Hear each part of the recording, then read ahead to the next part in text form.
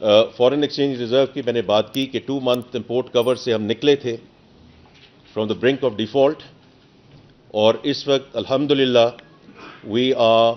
At 2 months of import cover little about $9 billion. اور دیکھیے یہ جو $9 billion ہیں،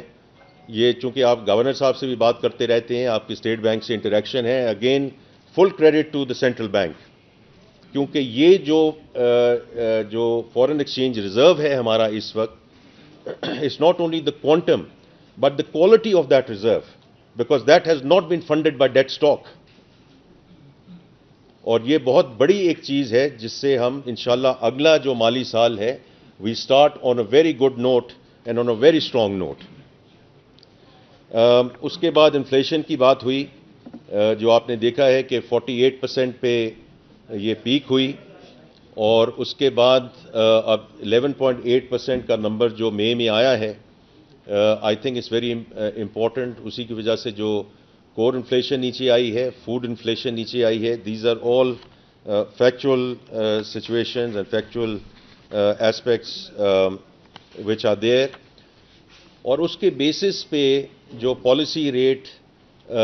کل مانیٹری پالیسی کمیٹی نے جو ڈیسیجن لیا ہے، and it is very much in the domain of the state bank and the monetary policy. The exchange rate and the policy rate are very much the purview of the state bank. لیکن as far as I'm concerned, یہ جو monetary easing اب شروع ہوئی ہے is an independent marker کہ جو ہم نے انفلیشن میں دیکھا ہے اور جو اس وقت ریئل جو پازیٹیو ریئل انٹرسٹ ریٹ ہم نے رکھنا ہے، اس میں اسٹیٹ بینک اور مانیٹری پالیسی نے اتنا کوشن دیکھا to actually start moving it in the right direction. اب اس پہ بات ہو سکتی ہے کہ کتنا کٹ ہونا چاہیے تھا، کتنا کٹ ہوا، لیکن every central bank around the world is worried about the last mile, because every central bank in the world does not want to reverse their policy decisions, کہ ایک دفعہ ہم اس کو ایزنگ کی طرف شروع ہوں، پالیسی ریٹ کو کٹ کرنا شروع کریں، اور پھر ایک دم ایسی چیز ہو جس کی وجہ سے ان کو ریٹ بڑھانا پڑے. اس کا جو ایفیکٹ ہوگا اکانومی پہ، آئی کین فلی اپریشیٹ کہ جو سینٹرل بینکس ہیں اس کو کیسے دیکھ رہے ہیں اور کیسے اس کو آگے لے جانا چاہ رہے ہیں. لیکن having said that, I think it's a very positive way forward in terms of how we see. اور مانیٹری پالیسی کا اپنا ایک ویو ہے، جو آپ کو معلوم ہے کہ وہ سنگل ڈیجٹ میں اس کو دیکھ رہے ہیں in early next year in terms of the fiscal year, and if that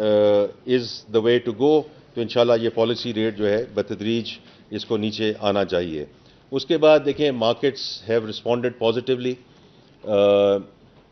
اور اس میں whether is on the debt side اور ایکوٹی سائڈ، کچھ کبھی اوپر ہوگا کبھی نیچے ہوگا، but from my perspective, the fact that foreign buying has come back into the market, both on the equity side, اور جتنے میں فکس انکم انسٹیٹیوشنل انویسٹرز کو ملا، واشنگٹن میں ملا، اور پھر یہاں ان دا لاسٹ 2 to 3 weeks وہ فکس انکم جو فلوز واپس آنے شروع ہوئے ہیں، تو دیکھیں یہ وہ سگنلز ہیں